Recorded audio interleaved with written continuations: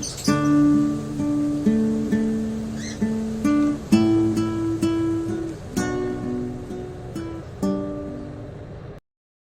sejahtera di dalam kasih dan anugerah Tuhan Yesus Kristus bagi saudara semua.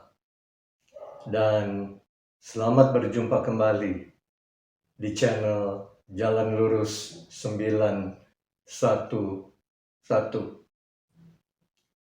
Saya akan meneruskan pembahasan kita tentang akhir zaman dengan tema kesudahan segala sesuatu atau akhir daripada segala sesuatu menurut Alkitab. Dan kali ini saya sengaja mengangkat topik tentang terminologi atau istilah-istilah yang biasanya kita gunakan untuk menjelaskan tentang situasi dan fenomena yang terjadi di hari-hari terakhir. Tetapi saya ingin menekankan terminologi versi Alkitab. Ya, karena ada begitu banyak istilah-istilah, pandangan-pandangan, dan pendapat-pendapat serta tafsiran-tafsiran tentang akhir zaman.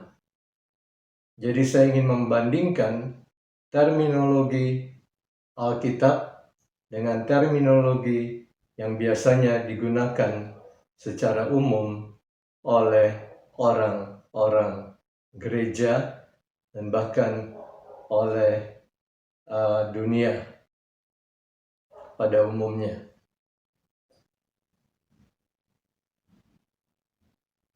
Jadi episode kali ini saya beri judul Hari Tuhan atau Hari Kiamat. Terminologi. Bagi banyak orang mungkin terminologi adalah hal yang dianggap sepele. Tetapi sebenarnya terminologi itu sangat mempengaruhi cara kita menafsirkan pola pikir kita dan cara kita memahami apa yang sedang kita bahas. Jadi sebagai dasar daripada pembahasan kita kali ini, saya akan membaca dari surat 2 Petrus 3 ayat 10 sampai 15. Hari Tuhan atau hari kiamat. Saya mulai dengan ayat 10. Tetapi hari Tuhan akan tiba seperti pencuri. Hari Tuhan itu adalah terminologi yang berkali-kali digunakan di dalam Alkitab untuk menjelaskan situasi di hari-hari yang terakhir ketika Tuhan menyatakan hukumannya atas manusia yang terus memberontak kepadanya dan tidak mau bertobat dan datang kepadanya untuk menerima pengampunan dosa dan keselamatan.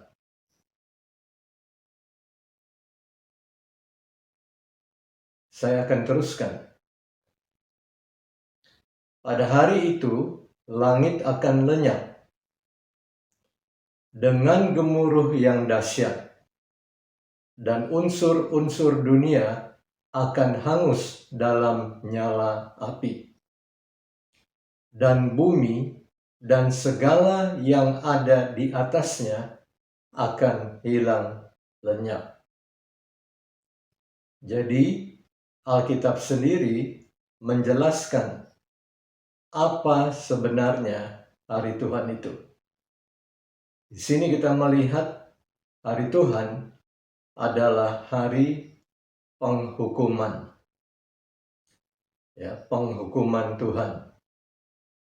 The judgment of God atau murka Tuhan dinyatakan. Langit akan lenyap, bumi dan segala yang ada di atasnya pun akan hilang lenyap. Dan kelihatannya inilah gambaran tentang apa yang secara umum orang sebut sebagai hari kiamat. Ketika dunia ini dan segala kehidupan yang ada di dalamnya akan berakhir, akan hilang lenyap. Tetapi sebelum kita simpulkan sesuatu, mari kita teruskan terlebih dahulu. Jadi, jika segala sesuatu ini akan hancur secara demikian, betapa suci dan salehnya kamu harus hidup, yaitu kamu yang menantikan dan mempercepat kedatangan hari Allah. Pada hari itu langit akan binasa dalam api dan unsur-unsur dunia akan hancur karena nyalanya. Muncul lagi istilah ini, hari Allah. Dan bahkan di dalam ayat ini dikatakan bahwa kamu yang menantikan dan mempercepat kedatangan hari Allah. Apakah kita sedang menantikan kedatangan hari Allah? Apakah betul kita ingin agar percepatan terjadi sehingga hari Allah segera tiba? Mengetahui bahwa yang dimaksud dengan hari Allah adalah hari penghukuman seperti yang baru saja kita baca. Apa sungguh kita menantikannya? Apakah kita menantikannya dengan penuh kerinduan? Apakah kita memberitakannya atau justru kita menghindarinya? Meskipun sadar bahwa ini adalah firman Tuhan dan kita tidak bisa mengesampingkan sebagian firman Tuhan dan hanya menyampaikan firman Tuhan yang kita anggap cocok dengan kita, cocok dengan keinginan kita, cocok dengan rencana kita.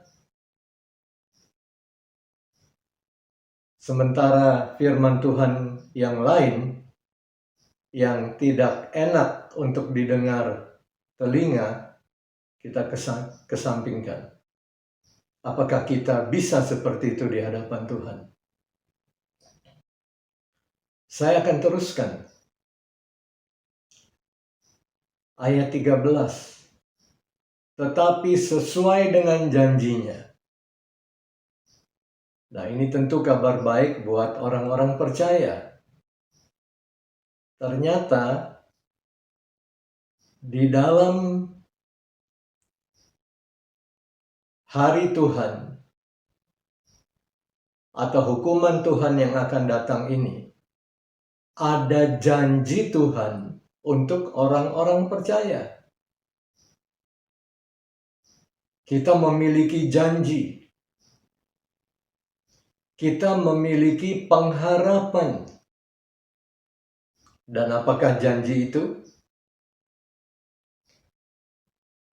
Kita menantikan langit yang baru dan bumi yang baru di mana terdapat kebenaran. Itulah janji Tuhan. Itulah pengharapan yang kita miliki di dalam Kristus. ketika zaman yang lama, ketika langit dan bumi yang lama, yang penuh dengan dosa, kutuk, maut, kejahatan, ketidakadilan, kenajisan, kegelapan, itu Tuhan lenyapkan. Dan Tuhan ganti dengan langit yang baru dan bumi yang baru, di mana terdapat kebenaran dan hanya kebenaran. Bukankah itu yang kita nanti-nantikan? Langit dan bumi yang baru, di mana tidak terdapat lagi berbagai hal yang buruk yang terjadi atas kehidupan manusia sejak Adam dan Hawa jatuh di dalam dosa. Bukankah itu yang kita nantikan dengan penuh kerinduan? Kehidupan seperti itu bersama dengan Tuhan. Makanya tadi disebutkan oleh ayat sebelumnya, menantikan hari Tuhan. Kalau kita memahaminya seperti ini, tentu kita akan dipenuhi dengan sukacita yang berlimpah-limpah. Karena ternyata kita menyadari bahwa yang akan Tuhan sudahi, yang akan Tuhan akhiri, adalah justru hal-hal yang buruk, hal-hal yang jahat, hal-hal yang tidak baik yang telah menimpa kehidupan manusia. Oleh dosa satu orang, maut telah masuk ke dalam dunia dan telah menjalar kepada semua orang. Itu akan disingkirkan. Saya beri contoh. Masalah, katakan kemiskinan misalnya. Kekurangan, kelaparan, itu terjadi setelah manusia jatuh di dalam dosa. Sakit penyakit, ketidakadilan, kejahatan, penindasan, dan setelah segala sesuatu yang buruk itu, manusia pun pada akhirnya harus berhadapan dengan kematian. Bukankah seharusnya kita bersuka cita jikalau semuanya itu akan berakhir?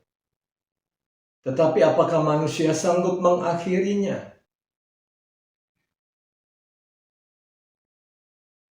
Kita dapat melihat orang-orang sakit disembuhkan lewat berbagai terapi yang diketahui oleh manusia, ya, lewat kemajuan ilmu medis dan pengobatan, lewat orang-orang yang ahli di bidang kesehatan dan medika. Kita telah melihat ada banyak orang yang disembuhkan dari berbagai penyakit. Tetapi di saat yang sama, banyak orang lain terus terkena penyakit. Bahkan penyakit yang serius, penyakit yang kritis. Seberapa banyak pun orang yang sembuh, sedemikian banyaknya pula atau bahkan lebih lagi yang menderita sakit penyakit. Belum lagi terhitung yang tidak berhasil disembuhkan. yang kemudian mati. Kapan ini akan berakhir? Dapatkah manusia hidup selamanya dan tidak mengalami kematian? Ya, berapa banyak orang miskin dan kelaparan yang bisa kita tolong, yang bisa kita beri makan. Karena ternyata semakin banyak pula, apalagi di akhir-akhir ini, orang yang mengalami pergumulan berat dalam masalah finansial, ekonomi. Orang yang menjadi miskin, yang menjadi bangkrut. Tiada habis-habisnya, bukan? Kapan semuanya ini akan berakhir? Ketidakadilan, kejahatan, kekerasan. Kapan semuanya ini akan berakhir? Jawabannya tentu semuanya akan berakhir kalau Tuhan yang mengakhirinya. Karena hanya Tuhan yang memiliki kesanggupan, kemampuan, kuasa, dan otoritas untuk mengakhirinya. Dan Tuhan akan melakukannya. Dan caranya adalah dengan mengakhiri dunia yang lama ini. Mengakhiri zaman yang lama yang tercipta di saat manusia atau Adam dan Hawa jatuh dalam dosa. Itu akan Tuhan akhiri. Dan Tuhan ganti dengan langit yang baru dan bumi yang baru, di mana orang-orang benar akan hidup bersama Tuhan untuk selama-lamanya. Tidak akan ada lagi sisa-sisa dari dunia yang lama seperti dosa atau iblis atau penyakit atau kekurangan atau ketidakadilan dan sebagainya, maut. Tidak akan ada lagi. Bukankah itu kabar baik? Tetapi menurut pandangan umum, tentu saja yang diberitakan hanya bagian kiamatnya saja. Karena masih banyak orang yang tidak percaya Tuhan. Dan secara keseluruhan dunia ini menolak Tuhan dan firman-Nya. Dengan kata lain, menolak Tuhan berarti tidak memiliki janji, tidak memiliki pengharapan, tidak memiliki masa depan yang Tuhan janjikan, tidak memiliki keselamatan dan hidup kekal. Tanpa Tuhan, kita tidak akan memiliki semuanya itu. Jadi apa yang manusia secara umum gambarkan sebagai sesuatu yang sangat mengerikan, menurut Alkitab justru suatu kabar yang penuh bahagia, dengan catatan kita telah percaya kepada Yesus, menerima karya anugerah penebusannya, dan menjadi miliknya. Karena hanya orang-orang benar yang akan tinggal di langit yang baru dan bumi yang baru. Dan inilah yang kita nantikan. Bukan bagian kiamatnya, tetapi bagian janji Tuhannya, bagian pengharapannya, bagian daripada masa depan yang penuh kemuliaan. Itulah yang kita nantikan. Tetapi hukuman Tuhan harus terjadi terlebih dahulu. Salah satu ilustrasi dalam Alkitab yang menjelaskan hal ini adalah perumpamaan tentang lalang dan gandum. Lalang yang berbicara tentang benih si jahat atau benih iblis, itu harus menjadi matang terlebih dahulu, untuk kemudian dilemparkan ke dalam api. Itulah hukuman. Tetapi gandum juga harus menjadi matang. Jangan sampai lalang menjadi matang, tetapi gandum tidak menjadi matang. Karena di dalam Matius 22 ayat 14 dikatakan, sebab banyak yang dipanggil oleh Tuhan, tetapi sedikit yang dipilih. Apakah gandum itu telah menjadi matang? Apakah kita telah menjadi anak-anak Tuhan yang dewasa di dalam Tuhan, yang serupa dengan Yesus. Itulah level kerohanian, kalau saya boleh katakan demikian, atau tingkat pertumbuhan rohani di dalam Kristus yang harus kita alami di saat ini, ketika segala sesuatu menjadi semakin gelap, semakin jahat, semakin najis, semakin susah. Jawaban yang diberikan Alkitab bukanlah sesuatu yang bersifat mengambil jalan pintas begitu, tidak. Tapi kita harus semakin bertumbuh di dalam pengenalan kita akan Tuhan. Jadi dalam kehidupan kita yang kita sesuaikan dengan firman Tuhan. Hidup menurut firman-Nya, hidup menurut kehendak Tuhan. Menjadi dewasa secara rohani di dalam Dia. Itu kuncinya. Itu anugerah yang Tuhan sediakan buat kita untuk menghadapi semua yang sedang terjadi ini dan menantikan kedatangannya yang kedua. Karena kedatangan Tuhan itu juga termasuk bagian dari yang disebut hari Tuhan. Bahkan pengangkatan gereja itu disebut sebagai the day of Christ atau hari Kristus, yang akan saya bahas pada kesempatan-kesempatan berikutnya. Saya akan teruskan ayat 14, sebab itu saudara-saudaraku yang kekasih, sambil menantikan, sudah sekian kalinya ya, kata menantikan. Menantikan di sini adalah menantikan dengan penuh pengharapan. Karena kita ingin melihat semuanya ini berakhir. Sambil menantikan semuanya ini, kamu harus berusaha supaya kamu kedapatan tak bercacat dan tak bernoda di hadapannya. Itu yang penting di hari-hari ini. Bagaimana Tuhan melihat kehidupan kita, bagaimana kondisi kita di hadapan Tuhan saat ini. Kamu harus berusaha supaya kamu kedapatan tak bercacat dan tak bernoda di hadapannya. Itu yang penting. Bukan social scoring kita di hadapan manusia. Itu politik. Dan itu tidak akan bertahan di hadapan Tuhan, karena pengadilan Tuhan beda dengan pengadilan manusia. Pengadilan Tuhan sempurna, pengadilan manusia tidak. Dan pada akhirnya kita semua akan berdiri di hadapan takhta pengadilan Tuhan.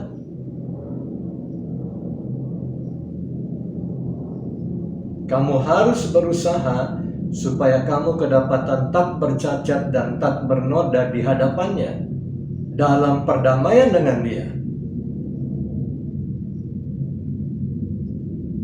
Manusia ingin mengupayakan perdamaian di dunia ini.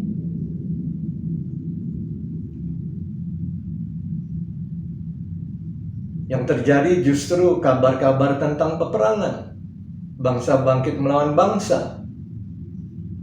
Kerajaan melawan kerajaan.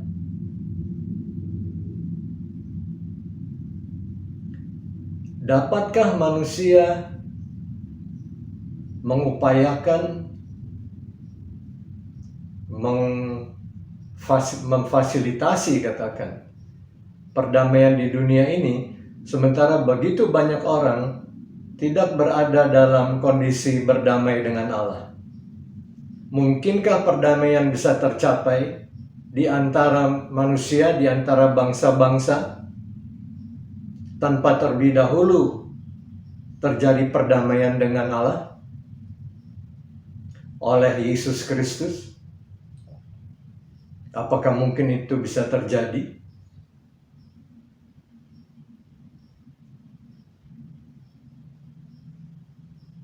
Inilah berita yang sangat penting dan sebenarnya harus lebih sering disampaikan dan didengarkan. hidup yang tak bercacat dan tak bernoda di hadapannya. Itukah yang hari-hari ini sering kita dengar dikhotbahkan? Ayat 15, anggaplah kesabaran Tuhan kita sebagai kesempatan bagimu untuk beroleh selamat. Seperti juga Paulus, saudara kita yang kekasih, yang telah menulis kepadamu menurut hikmat yang dikaruniakan kepadanya. Paulus juga banyak bicara tentang hari Tuhan, tentang kedatangan Tuhan ini. Demikian juga Yohanes dan yang lain-lain. Hari Tuhan adalah kebenaran yang diberitakan oleh gereja mula-mula sejak 2000 tahun yang lalu, lebih kurang. Sudah diberitakan, ini bagian inti dari pemberitaan firman Tuhan, dari pengajaran Kristus.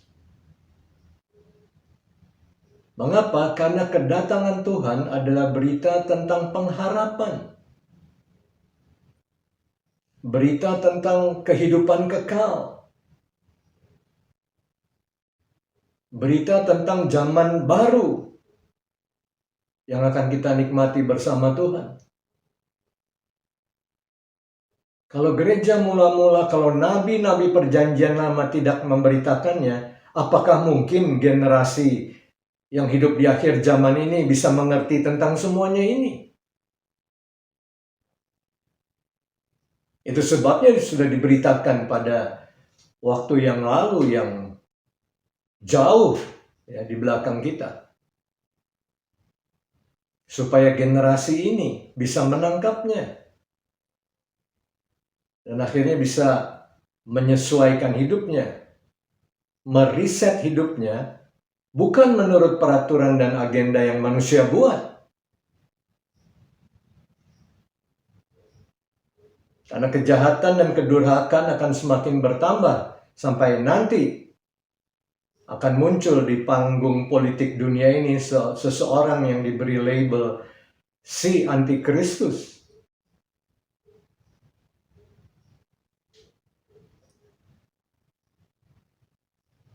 Tetapi berbahagialah setiap orang yang menantikan kedatangan Tuhan. Karena waktu yang kita miliki saat ini sebelum Tuhan datang adalah kesempatan. Jika Anda hari ini belum percaya kepada Yesus, belum mengenal Dia, belum menerima anugerah keselamatan yang Dia berikan lewat karya pengorbanan dan penebusannya di atas salib, lakukan itu hari ini. Bertobatlah dan berikanlah dirimu dibaptis dalam nama Tuhan Yesus Kristus, agar dosamu diampuni dan engkau menerima hidup yang kekal. Karena melihat tanda-tanda yang sedang terjadi saat ini, kesempatan itu mungkin tidak akan tersedia dalam jangka waktu yang panjang lagi. Karena kesabaran Tuhan itu ada titik akhirnya. Meskipun panjang sabarnya ya tidak dapat dihitung. Tuhan sangat sabar, panjang sabar. Tapi bukan berarti tidak ada titik akhirnya. Ketika titik akhir itu tiba, penghukuman terjadi. Tuhan akan menghukum manusia yang tidak bertobat, yang tidak mau percaya dan taat kepadanya. Karena Tuhan adalah Tuhan yang adil, adalah Tuhan yang sempurna dalam keadilan, kebenaran, kekudusan.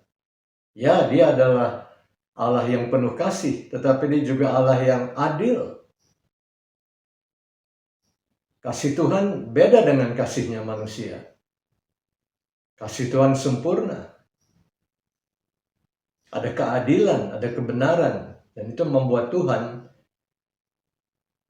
akan menjatuhkan hukuman jika memang saatnya tiba.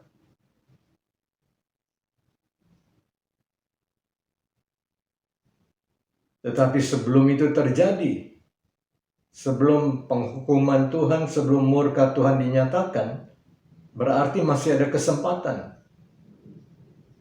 Jangan sia-siakan kesempatan yang Tuhan berikan, karena mungkin kesempatan atau pintu kesempatan itu tidak akan terbuka untuk selamanya. Waktu yang manusia miliki semakin sempit untuk memberikan respon yang benar terhadap kemurahan Tuhan ini.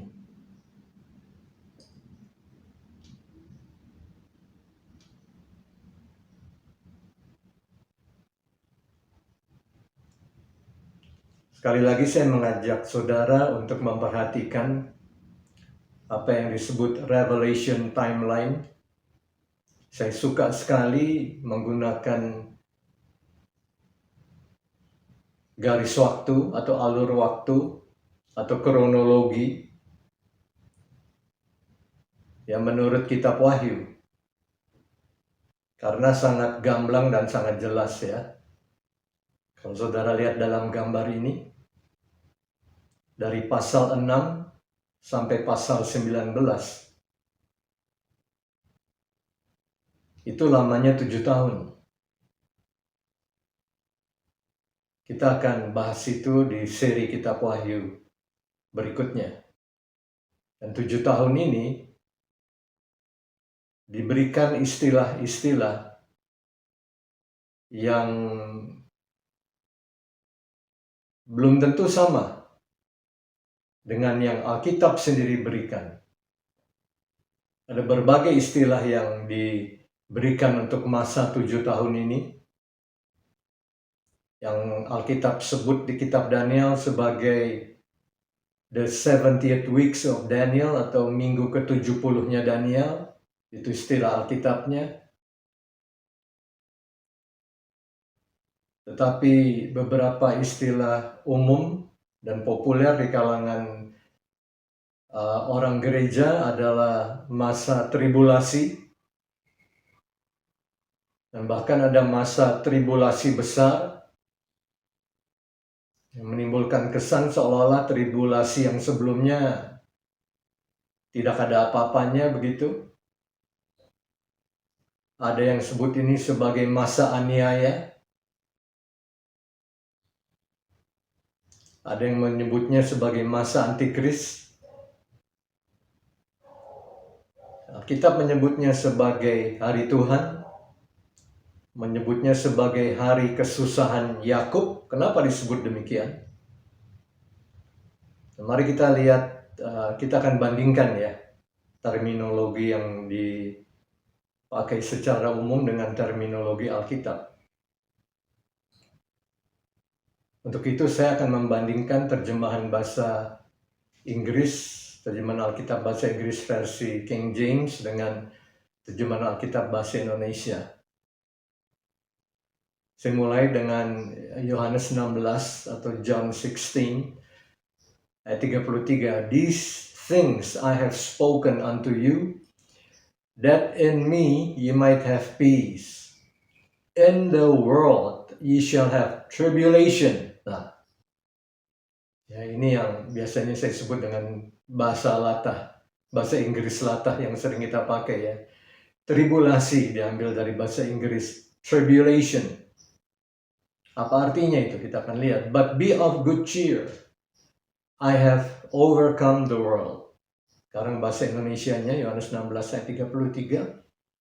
Semuanya itu kukatakan kepadamu supaya kamu beroleh damai sejahtera dalam aku. Dalam dunia kamu menderita penganiayaan, tetapi kuatkanlah hatimu, aku telah mengalahkan dunia. Jadi di dalam terjemahan King James, kata yang digunakan adalah tribulation, tribulasi, sementara Di dalam terjemahan bahasa Indonesia, kata yang digunakan adalah penganiayaan. Apakah kedua hal ini sama? Apakah tribulasi itu sudah pasti penganiayaan dan hanya penganiayaan saja? Atau tribulation yang bisa diterjemahkan kesusahan, itu mencakup banyak hal. Masalah atau krisis ekonomi, apakah itu tidak dianggap sebagai kesusahan? Berbagai kejahatan yang terjadi, apakah itu bukan kesusahan? Penindasan, apakah itu bukan kesusahan? Apakah yang disebut dengan tribulation itu hanya aniaya saja? Jadi masalah terminologi ini penting, itu mempengaruhi ya pemahaman kita tentang akhir zaman ini.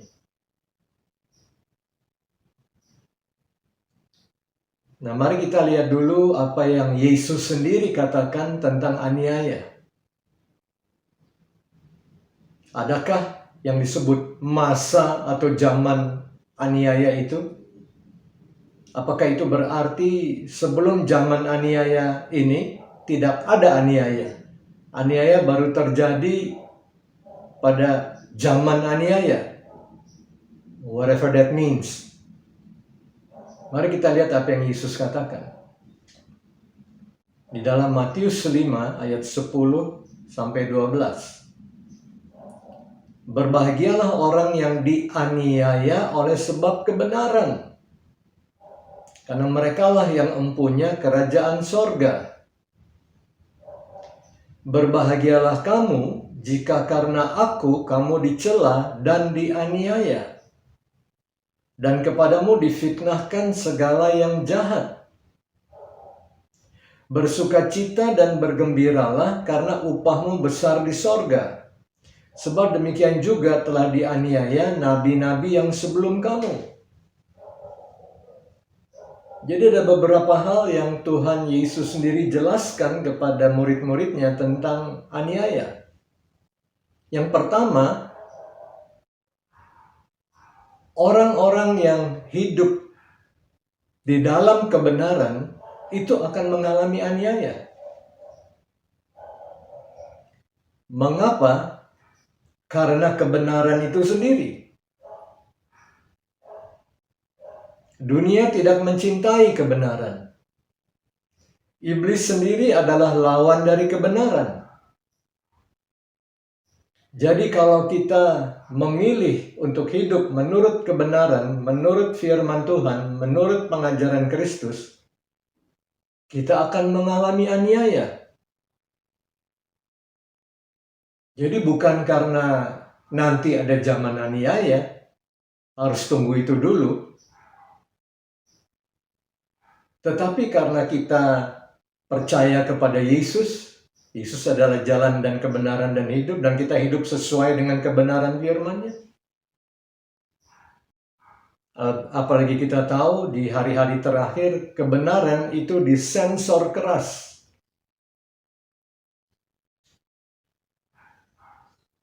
Ya, kebencian dan penolakan terhadap kebenaran Tuhan ini semakin memuncak. Bahkan di gereja-gereja tertentu ada bagian firman Tuhan, ada ayat-ayat yang sudah tidak bisa saya sampaikan.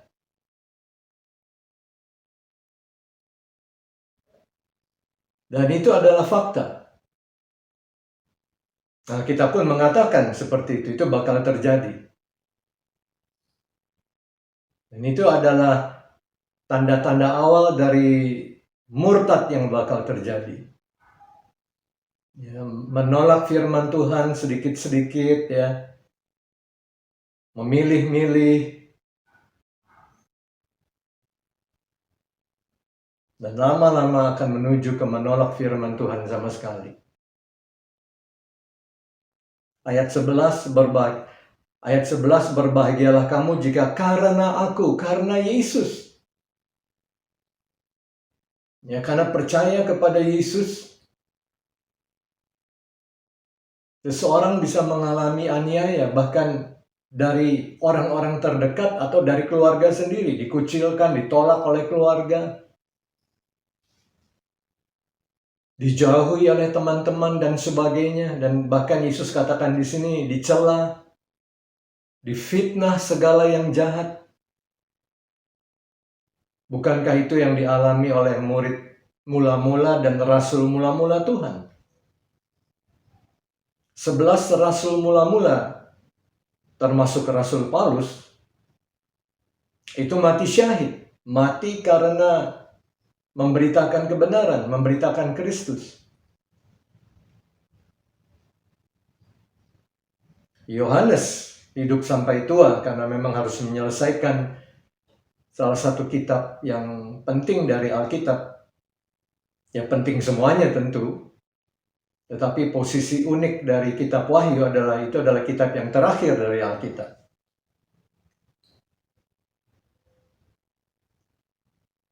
Dia hidup sampai tua, tetapi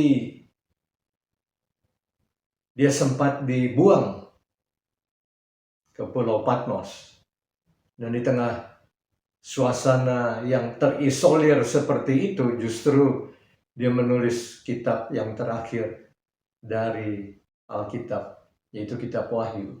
Kitab yang sangat luar biasa. Karena ada begitu banyak kebenaran dan jawaban yang bisa kita peroleh dari kitab Wahyu. Seringkah dikhotbahkan kitab Wahyu di hari-hari yang terakhir ini, di mana justru kita butuh begitu banyak jawaban dari Tuhan? Jadi aniaya tidak semata-mata bicara tentang pedang ya, yang menebas leher dan sebagainya, tapi bicara juga tentang dicela, difitnah.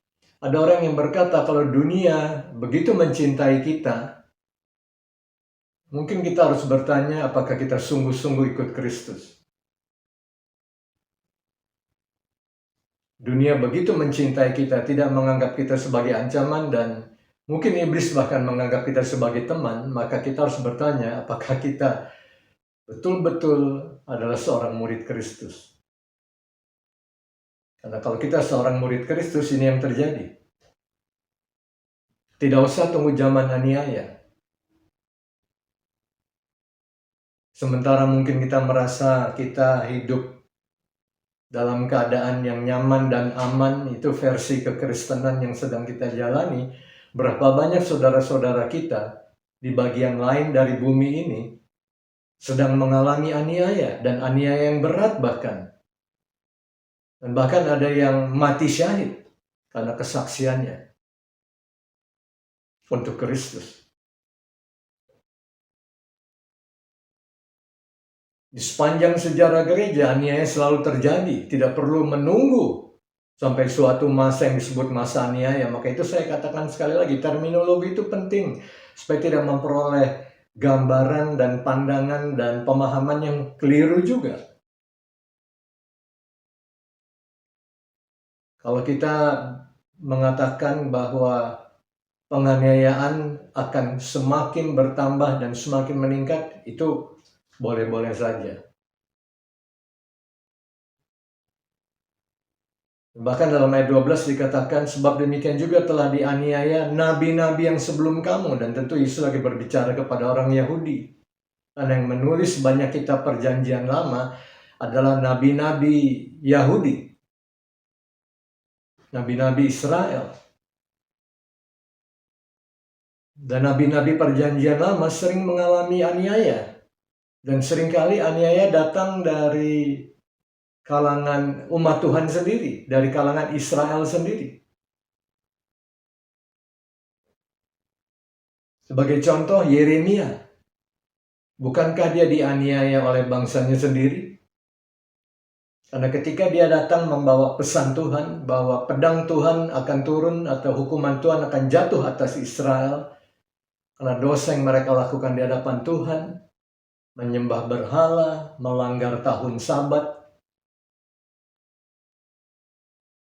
Semua nabi Israel lainnya berkata yang sebaliknya. Mereka katakan damai. Berita Yeremia adalah pedang atau penghukuman. Berita semua nabi yang lainnya semua adalah damai. Yang dipercayai raja adalah berita tentang damai. Bisa bayangkan seperti apa itu? Tapi Yeremia taat dan dia dianiaya karena kebenaran.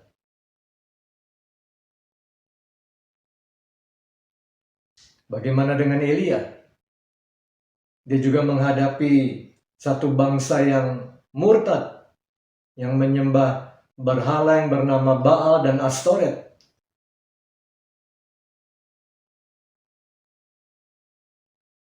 Bukankah dia dianiaya? Bukankah dia dikejar-kejar? Bukankah dia diancam untuk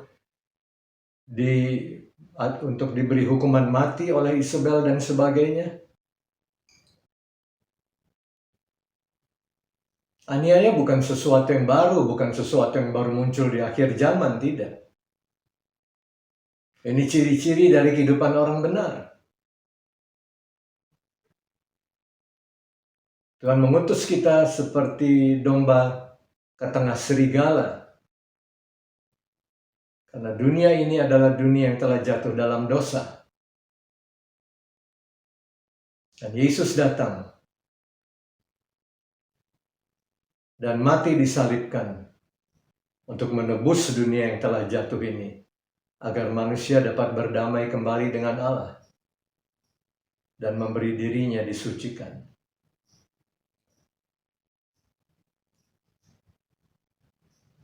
Satu contoh yang bagus bisa kita dapati di dalam Roma pasal 8, dan saya akan baca bahasa Inggrisnya. Roma 8. Who shall separate us from the love of Christ? Shall tribulation or distress or persecution or famine or nakedness or peril or sword? Ini Roma 8 ayatnya yang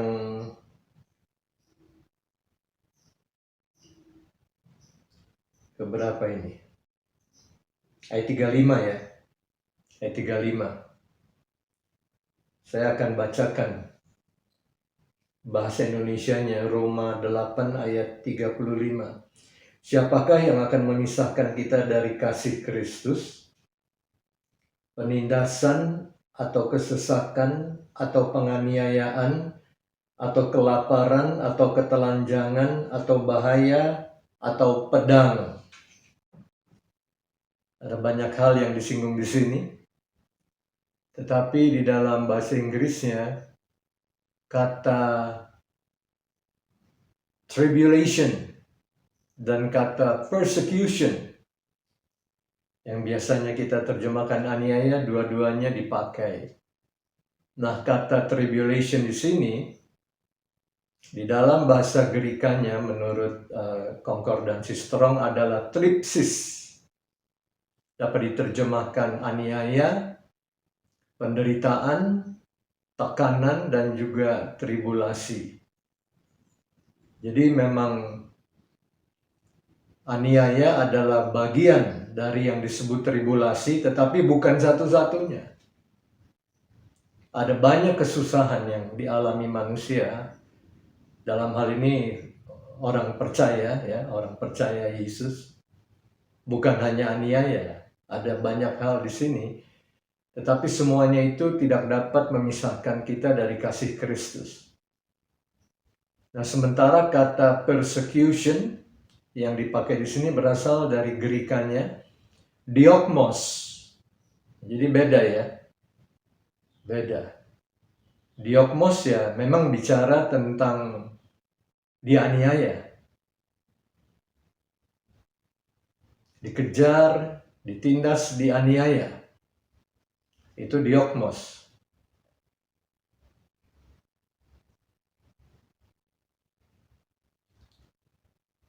Sekarang kita lihat Matius 24 dan kita lihat apa yang Yesus katakan tentang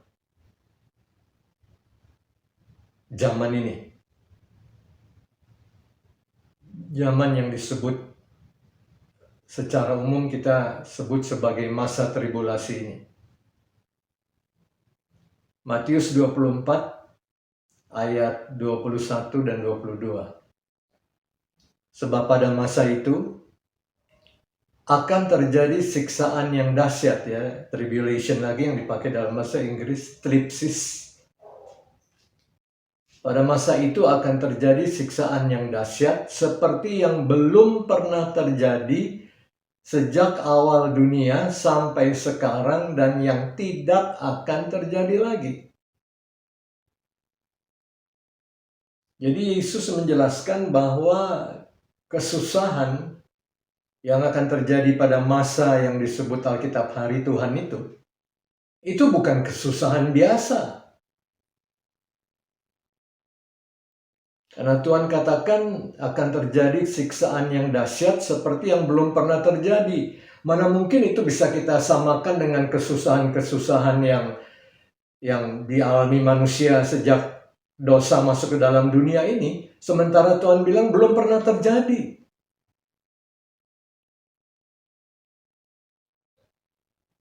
Seseorang berkata kepada saya, "Pak, ada satu pengajaran ini yang mengatakan kalau seseorang mempercayai pengangkatan gereja sebelum masa kesusahan, ya itu udah umum dipakai istilah itu, masa tribulasi, maka orang itu pengecut." Kenapa saya bilang? Habisnya pengajaran pengangkatan gereja sebelum tribulasi, sebelum masa kesusahan, itu kok kesannya seperti ingin melarikan diri dari kesusahan. Nah, saudara lihat itu. Terminologi mempengaruhi tafsir kita juga. Pemahaman kita. Seolah-olah di masa kesusahan ini yang terjadi adalah kesusahan seperti yang sudah-sudah lah gitu. Tapi kalau kita memahaminya dari terminologi Alkitab, hari Tuhan, hari penghukuman Tuhan, berbeda. Makanya Yesus katakan siksaan yang dahsyat seperti yang belum pernah terjadi, karena ini masa penghukuman Tuhan sebelum dia datang kembali. Urusannya bukan dengan siksaan biasa, tetapi dengan hukuman Tuhan. Contohnya adalah peristiwa Lot dan Sodom Gomora. Sodom dan Gomora dihukum Tuhan, dihancurkan Tuhan. Itu bukan bencana alam biasa.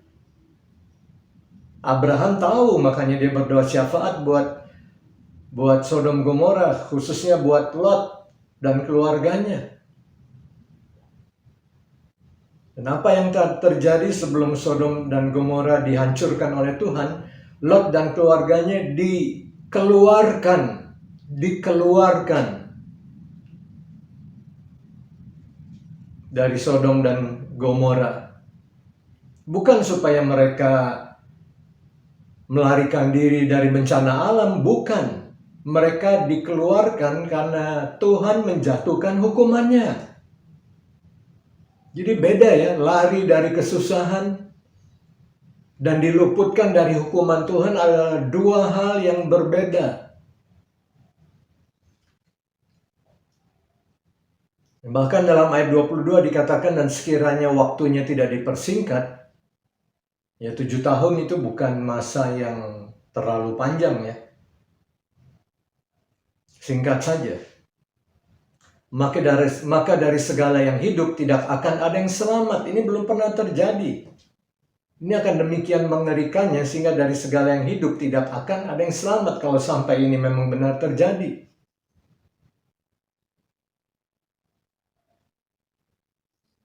Oleh karena itu saya lebih suka pakai istilah hari Tuhan. Karena kalau kita pakai istilah tribulasi, seolah tribulasi ya. kesusahan. Kenapa takut? Ayo hadapi. Jangan takut dengan kesusahan, jangan takut dengan aniaya, jangan takut dengan antikris, hadapi saja. Tapi ketika pandemi ini muncul pada ketakutan, kan kelihatan saudara. Ketika pandemi ini muncul kan kelihatan reaksi masing-masing orang, kan kelihatan. Yang menghadapinya dengan iman yang kuat di dalam Tuhan kelihatan. Yang menjadi begitu takutnya dan sampai super parno itu juga kelihatan. Kan kelihatan. Gak usah lah ketemu antikris lah, gak usah. Ini aja dulu. Jadi ini bukan masalah gagah-gagahan memangnya. Mari gitu, jangan larikan diri. Lagi pula Alkitab mengajarkan kebenaran tentang pengangkatan orang percaya tidak ada kaitannya dengan melarikan diri.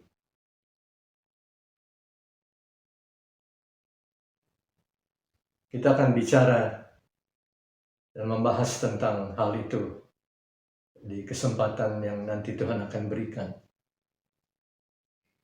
Dan yang satu ini juga saya akan tutup dengan yang satu ini, yaitu istilah zaman antikris, masa antikris. Yuk kita lihat apa yang Alkitab katakan. Dalam surat 1 Yohanes pasal 2 ayat 18, ya, ini penulis yang sama dengan penulis kitab Wahyu, Yohanes. Anak-anakku, waktu ini adalah waktu yang terakhir. Bisa bayangkan itu di zaman gereja mula-mula, Yohanes menggunakan istilah, waktu ini adalah waktu yang terakhir. Sama seperti Rasul Petrus, ya, ketika Roh Kudus dicurahkan pada hari Pentakosta, dia mengutip nubuatan Nabi Yoel bahwa di hari-hari terakhir. Jadi kita melihat bahwa zaman gereja yang kurang lebih 2000 tahun lamanya, kurang lebih, itu disebut hari yang terakhir karena dibandingkan dengan saat penciptaan di kitab Kejadian. Maka zaman gereja adalah hari yang terakhir sebelum Yesus datang dan mendirikan kerajaan 1000 tahun. Damai, kebenaran, keadilan di muka bumi ini. Waktu Tuhan beda dengan waktu manusia.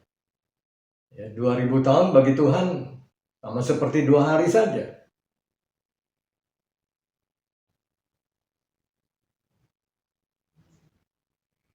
Banyak orang bertanya, kenapa sih ngomong soal akhir zaman terus?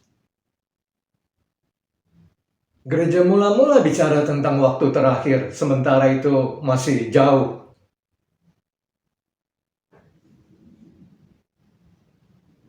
Ini bagian inti dari pengajaran Kristus yang disampaikan gereja mula-mula. Waktu ini adalah waktu yang terakhir. Dan seperti yang telah kamu dengar, seorang antikristus akan datang. Sekarang telah bangkit banyak antikristus. Jadi akan muncul satu orang antikristus kelak. Tapi dari dulu ada banyak sekali orang yang memiliki karakter antikristus. Ada banyak orang yang memiliki roh antikristus, yaitu roh yang menyangkal Tuhan. Roh yang menyangkal Allah.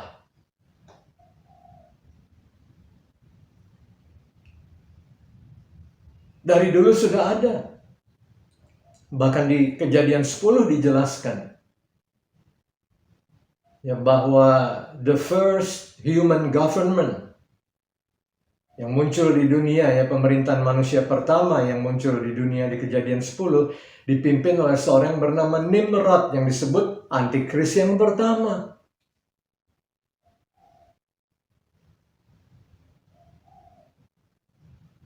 Jadi kalau kita bilang masa 7 tahun ini adalah zaman antikris, Yohanes bilang dari dulu sudah ada. Tapi akan ada satu orang antikris yang terakhir nanti. Setelah dia tidak ada lagi. Dan ini yang paling keji mungkin ya, yang paling mirip iblis lah. Disebut sebagai the last antichrist atau the final antichrist, dan kita lihat memang spesial dia. Dalam pengertian dia langsung menerima hukuman dari Tuhan Yesus, langsung. Itu beda dengan antikris yang lalu, bukan? Sekarang Yohanes 5 ayat 43. Aku datang dalam nama Bapakku dan kamu tidak menerima aku. Ya.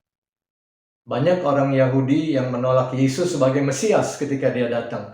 Meskipun banyak juga yang percaya dan menerima dia dan menjadi pengikutnya.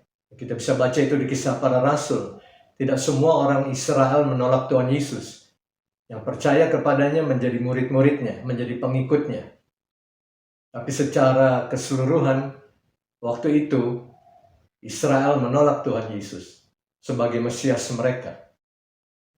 Maka itu Yesus katakan, aku datang dalam nama Bapakku dan kamu tidak menerima aku. Tetapi jikalau orang lain datang atas namanya sendiri, kamu akan menerima dia. Jadi antikris yang terakhir ini memang diizinkan Tuhan untuk muncul lah, katakan demikian ya. Karena dia akan muncul bukan karena dia hebat-hebat banget gitu loh. Dia muncul karena memang Tuhan izinkan dan Tuhan pakai dia sebagai alat penghukumannya. Tuhan bisa pakai iblis sebagai alat penghukumannya. Bukan sebagai alat berkat, sebagai alat penghukumannya. Kenapa Tuhan tidak bisa pakai antikris sebagai alat penghukumannya? Khususnya untuk menggenapi ayat ini. Israel adalah God's chosen people, umat pilihan Tuhan yang telah menerima janji-janji yang luar biasa, khususnya tentang kedatangan Mesias. Yang ketika Mesias itu datang, mereka tolak Mesias mereka sendiri. Dan hukuman yang Tuhan tetapkan adalah akan muncul seorang Kristus palsu, seorang Mesias palsu, seorang Kristus samaran, yang anehnya justru akan mereka percayai. Dan antikris inilah yang akan Tuhan pakai nanti untuk menghukum Israel. Jadi memang disebut masa kesusahan Yakub, karena 7 tahun itu adalah waktu yang Tuhan sebut kepada Daniel sebagai waktu yang diberikan untuk kotanya Daniel, yaitu Yerusalem tentu, dan bangsanya Daniel, yang tentu saja adalah Israel. 7 tahun ini khususnya sebetulnya untuk Israel. Ya, sehingga nanti Israel secara satu bangsa akan bertobat dan menerima Mesias mereka yang telah mereka tolak sejak dia datang ke dunia ini. Seperti itu.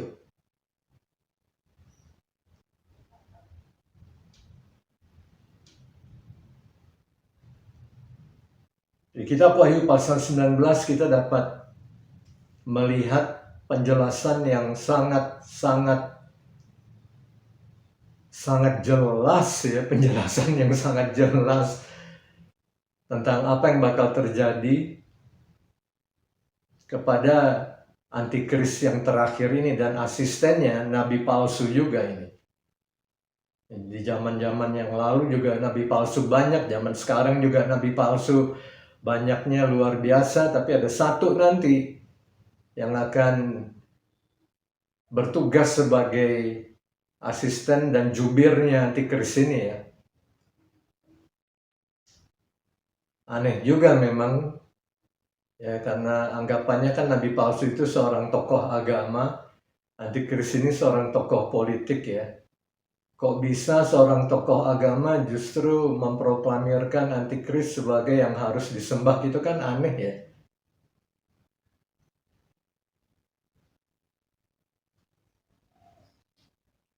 Wahyu 19 ayat 19 dan 20, dan aku melihat binatang itu sebutan Yohanes untuk antikris di kitab Wahyu adalah binatang. Dan aku melihat binatang itu dan raja-raja di bumi.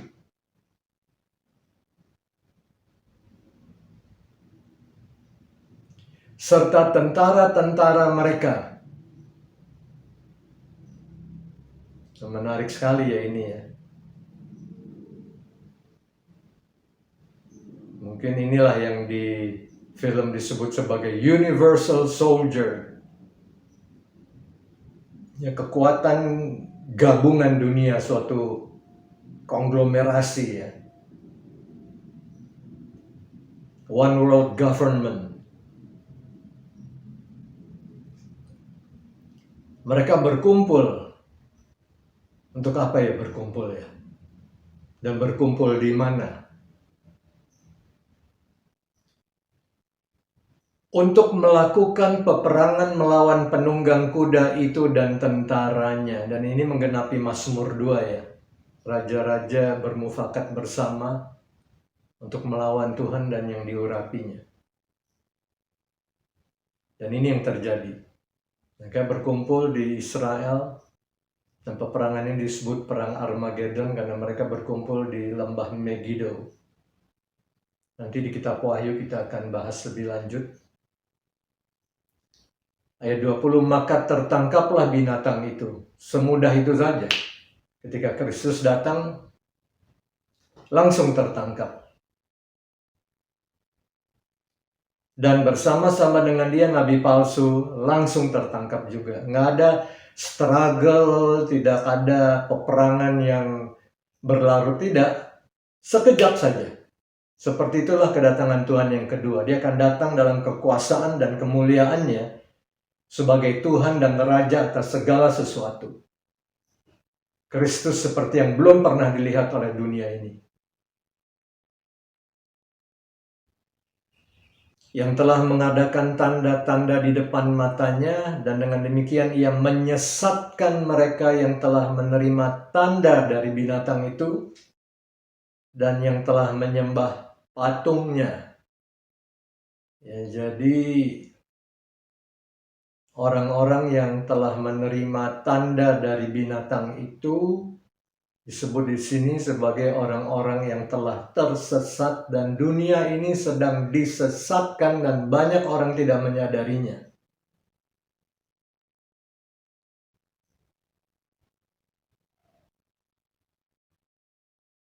Keduanya dilemparkan hidup-hidup ke dalam lautan api yang menyala-nyala oleh belerang. Nah, ini yang saya sebut sebagai perlakuan khusus, spesial terhadap the last Antichrist ini dan si nabi palsu, the false prophet. Dua-duanya langsung dilempar hidup-hidup ke dalam lautan api oleh Tuhan Yesus sendiri. Antikris-antikris yang lain tidak mengalami hal ini. Mereka tidak berkumpul di Israel dengan universal soldier-nya, dengan raja-raja bumi, tidak sendirian, ya, menghadang kedatangan Tuhan ke bumi ini. Dan kemudian dimusnahkan langsung oleh Tuhan sendiri. Tidak ada, yang lain sudah mati dan dikubur. Ya, saya tahu karena ada banyak orang yang memiliki pemahaman ini sudah terjadi. Antikris sudah ya menghancurkan bait Allah di tahun 70. Kalender Gregorian. Ketika Yerusalem diratakan dengan tanah oleh tentara Romawi di bawah pimpinan Jenderal Titus. Well, Titus sudah mati dan dikuburkan. Dan kaisar-kaisar Romawi juga sudah, Hitler sudah.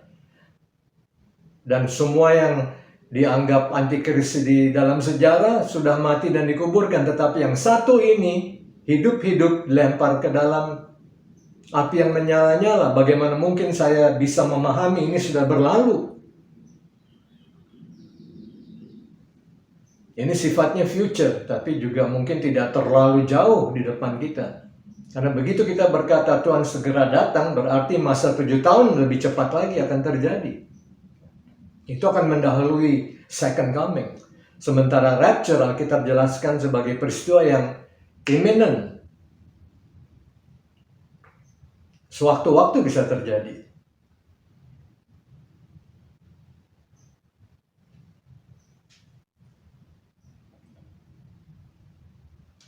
Jadi betapa pentingnya kita menggunakan terminologi yang tepat, dan terminologi yang tepat itu adalah Alkitab sendiri. Nah, Anda bisa menyelidiki seterusnya, ya.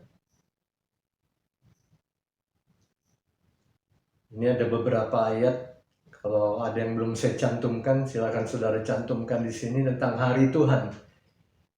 Kebanyakan di Perjanjian Lama ya, ditulis oleh nabi-nabi. Kemudian ada beberapa di Perjanjian Baru termasuk kitab Wahyu, silakan Anda baca. Dan semuanya bicara tentang penghukuman orang fasik dan pengharapan bagi orang benar.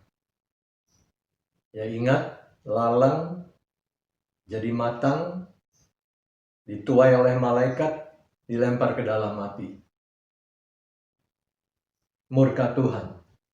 Itu bagian dari hari Tuhan, tapi gandum yang sudah matang dimasukkan ke dalam lumbung. Itu adalah pengharapan yang dimiliki orang-orang percaya.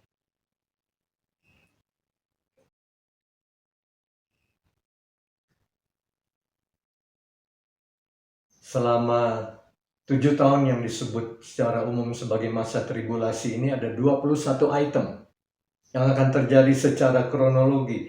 Dan saya menyukai model yang dibikin oleh seorang hamba Tuhan yang saya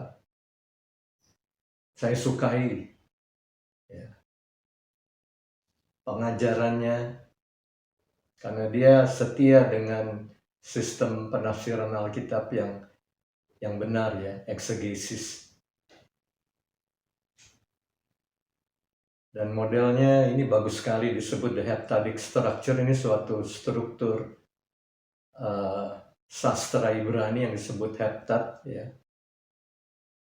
Kelipatan angka 7. Selama 7 tahun apa yang bakal terjadi? Hukuman Tuhan, dan hukuman Tuhan ini dinyatakan lewat 21 item ini ya. 7 meterai itu Tuhan sendiri yang buka, anak domba yang duduk di takhta yang buka, bukan antikris yang buka. 7 sangkakala ditiup malaikat surga, bukan malaikat neraka. Malaikat jatuh, bukan. Dan 7 cawan murka Allah ditumpahkan oleh malaikat juga. Hukuman Tuhan yang terjadi secara kronologi. Lihat struktur sastranya di sini ya. Meterai 2 tidak bisa dibuka kalau meterai 1 belum dibuka terlebih dahulu, yang ketiga tidak bisa dibuka, dan seterusnya. Sangkakala pertama tidak bisa ditiup kalau meterai yang ketujuh belum dibuka. Jadi sangat kronologi, sangat berurutan, tidak tumpang tindih, campur aduk, pengulangan. Seperti penjelasan banyak orang, saya pegang model ini, model kitab Wahyu. Waktu itu saya suka garis waktu kitab Wahyu. Saya berdoa agar pembahasan kita ini menjadi berkat buat banyak orang yang mengasihi Tuhan. Dan dengan demikian kita mempersiapkan diri kita untuk berjumpa dengan Tuhan. Dan terus dengan giat melakukan dan menyelesaikan tugas yang Tuhan berikan kepada kita. Jangan lupa, beritakan ini kepada banyak orang yang belum percaya Yesus, dan sadarkan mereka bahwa waktunya semakin singkat, kesempatan semakin sempit. Inilah saatnya untuk datang kepada Tuhan Yesus dan diselamatkan. Tuhan memberkati saudara semuanya.